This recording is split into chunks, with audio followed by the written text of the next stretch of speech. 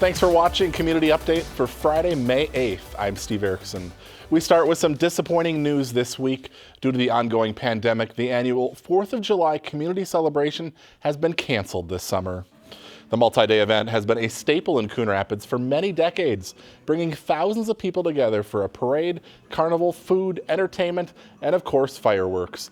But with safety top of mind and continued restrictions on large crowd gatherings due to COVID-19, the decision was made to cancel this year's festivities, which led to an outpouring of opinions on social media this week. I don't begrudge any of those opinions. It's a wonderful event on our nation's celebration of independence. But really, as I looked at it, as I talked to other partners, we work with a number of organizations to put this event on. The city is just one of those partners. We had to look at it from a perspective of what's reasonable and what's feasible. The city and partner groups invest months of planning and thousands of dollars into the celebration each year. The event is sponsored by the Coon Rapids Community Strength Foundation, the Coon Rapids North Star Lions Club, and the Coon Rapids Fire Social Group. The ongoing pandemic is also impacting other summer events. This month's Public Works Open House, Home Remodeling Tour, and Movie in the Park have all been canceled, along with this summer's Child Safety Camp.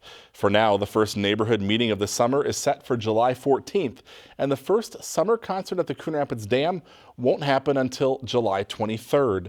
Night to Unite, which is normally the first Tuesday in August, is being moved to October 6th.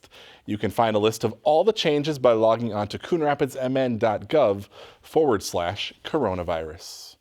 Some good news this week. The Coon Rapids Recycling Center is back open on a limited schedule. Staff report that cars were lined up on Tuesday morning when the center reopened for business at 10 a.m. and there was a steady stream of traffic all day. Safety precautions have been put into place. In addition to signs that encourage masks and social distancing, visitors will notice other changes. The big difference that they're going to see is that you can't come into our buildings. We've modified our pay station, so we're now a walk-up window. You can't come in our garages, so we've brought everything out to them. Visitors are encouraged to use credit and debit cards for payments.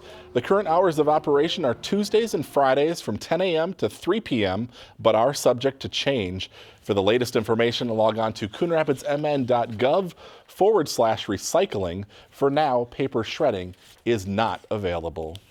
The economic fallout from the coronavirus continues, and state budgets are being hit hard. On Tuesday, the Minnesota Management and Budget released a new economic forecast for the current biennium, which shows a $2.4 billion deficit. That compares to a forecast late last year that called for a $1.5 billion surplus. The shock to the U.S. economy from the pandemic is unprecedented in modern post-war history, and the economic outlook is exceptionally uncertain and volatile. Economic outcomes will depend critically on the pandemic's course, the prospects for an effective treatment and vaccine, government restrictions on activity, consumers and businesses' responses as those restrictions are lifted, and the impact of fiscal and monetary policies. Minnesota does have a budget reserve of about $2.3 billion. State officials say given the uncertainty about the path of the pandemic, the economic outlook will remain volatile for some time. Governor Tim Walz is allowing elective surgeries to resume in Minnesota next week. The new order covers hospitals and surgery centers, along with dental and veterinary clinics. Mercy Hospital says they are prepared for elective surgeries to begin on Monday. Patients need to test negative for COVID-19. The hospital has spent the last 2 months increasing personal protective equipment and other supplies. They want the community to know they are still here and want people who need it to seek care. This is the busiest ED on the Mercy campus, and a line over 63,000 visits a year. But we dropped from our normal 1,200 plus visits a week to around the 600. We're back up to about 1,000 visits a week now. That volume has slowly returned, so patients who were delaying care are coming back to the hospital, which is good. Mercy Hospital is directing traffic outside, separating those with respiratory symptoms from those without. Everyone inside the hospital is required to wear a mask. All eyes were on the skies at hospitals across the Twin Cities and Greater Minnesota on Wednesday. The Minnesota National Guard conducted flyovers in recognition of all the frontline workers across the state.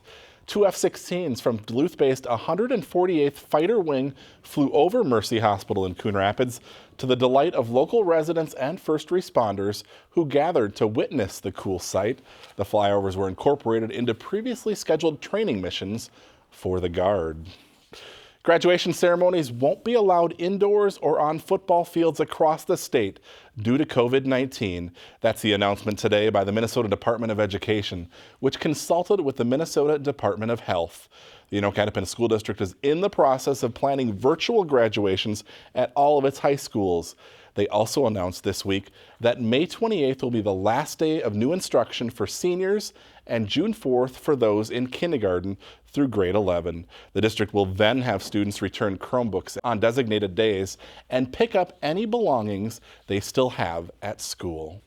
Local food shelves are seeing spikes in demand amid the pandemic, but there's also a bright spot: more donations. The ACBC Food Shelf has switched to a drive-up model of service. Families pop the trunk and staff members load up their car with food. On Wednesday, they served about 50 families, but the food shelf director says that varies from day to day. It's been really hard to predict our numbers. We've seen high spikes of families coming in, and we've had lines down the street of people waiting to come to the food shelf. And then we've had other days where it's been pretty quiet. So it's hard to know kind of the cause and effect of what's going on, but all the families that have been coming through have been very grateful that we're still open during this time. Due to COVID-19, March Food Share Month was extended through April. The ACBC Food Shelf is still weighing all of the donations, but received $140,000 in cash. If you'd like to help out, donations can be made online at acbcfoodshelf.com.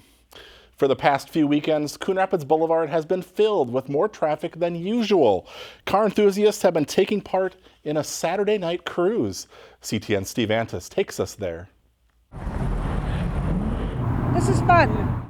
There were classics, muscle cars, and hot rods too, all on display up and down Coon Rapids Boulevard. It's a one-of-a-kind car. Peggy Newman and Rick Frederick from Ham Lake came to the Coon Rapids cruise for the first time with their custom car. It's a 1970 Monte Carlo I've had for 14 years, and it came from California, totally rust-free. It's got a stroke 350 motor, custom interior. It's been lowered 3 inches, custom brakes, wheels, tires.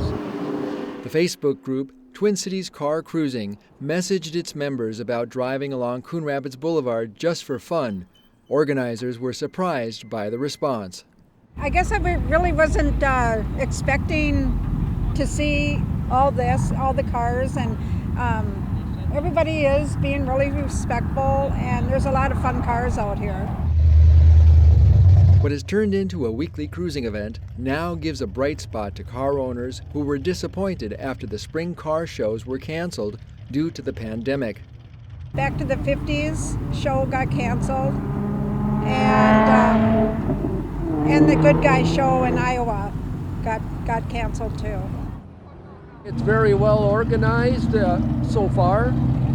You know, there's a lot of cars, but it's actually pretty mellow. People are driving respectfully, and that's good signs. In Coon Rapids, Steve Antis for Community Update. Organizers who are planning future events are working hard to keep the cruise safe and lawful. Coon Rapids Police will continue to monitor driving behavior. They ask people attending to be mindful of social distancing. No surprise here, folks stuck at home due to the pandemic are watching more TV. According to Comcast, since early March, viewership has surged 8 hours per week per household, from 57 hours a week to 66 hours. COVID-19 is blurring weekday and weekend viewing levels and habits. Monday is now a more popular viewing day than Saturday, and people are staying up later. Comcast has seen a 40% upswing in viewing between 11 p.m. and 2 a.m. The coronavirus forced the cancellation of the annual Kids Fishing Clinic at the Coon Rapids Dam, but that didn't stop Anoka County Parks from moving things online. Okay, now that we've talked about basic setup and we've shown you how to tie your hook on, let's give you a few pointers on casting. Each day this week, the Anoka County Parks Department went live on the Wargo Nature Center's Facebook page with different lessons. Everything from knot tying and casting to boating safety and fish identification. If you missed it, just check out the Wargo Nature Center's Facebook page where you can watch all of the videos. Supposed to be a little chilly for the fishing opener this weekend, so bundle up if you're venturing out, and happy Mother's Day to all the moms out there off on the glue holding things together, especially in these trying times. Thanks for watching today. We'll see you again next time.